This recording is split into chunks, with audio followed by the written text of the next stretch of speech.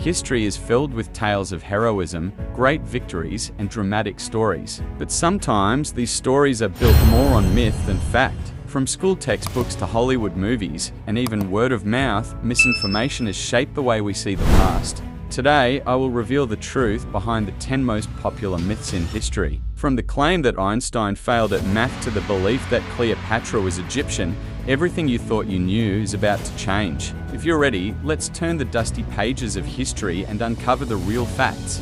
So, if you're ready, let's turn the dusty pages of history and uncover the real stories hidden behind the legends. 1. Did Einstein really fail math? Everyone has heard the story. Albert Einstein, the genius physicist, supposedly failed math in high school. This myth is often told like an inspiring tale, proof that even geniuses can struggle. But the truth is very different. From a young age, Einstein was passionate about mathematics. By the age of 12, he had taught himself differential and integral calculus. His teachers noted that he was far ahead of his classmates and even grasped certain topics before they did. So, where did this false belief come from? There are two main reasons. First, in 19th century Germany, the grading system was reversed.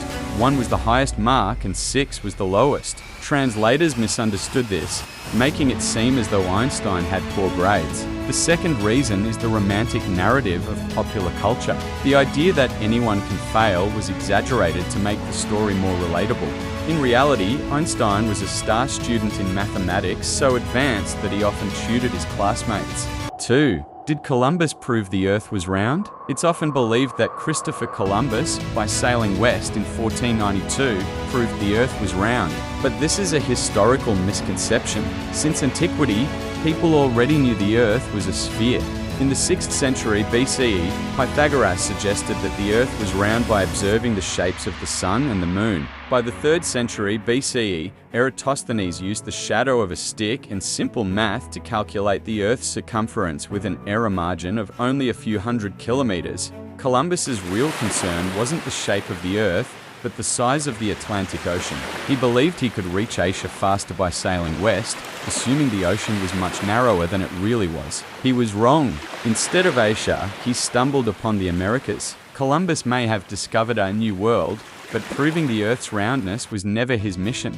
Did people in the Middle Ages die at 30? It's true that the average life expectancy in the Middle Ages was around 30 to 35 years, but that doesn't mean everyone dropped dead in their youth. This low average was mainly due to extremely high infant mortality rates. Those who survived childhood often lived well into their 60s or even 70 seconds. For example, William I of England in the 11th century died at 59, and many clergymen and nobles reached their 70s. The myth arose from a misinterpretation of statistics. Infant deaths dragged the average down, but for adults, long life was absolutely possible. Death could certainly come early in the Middle Ages, but not everyone was destined for the grave at 30.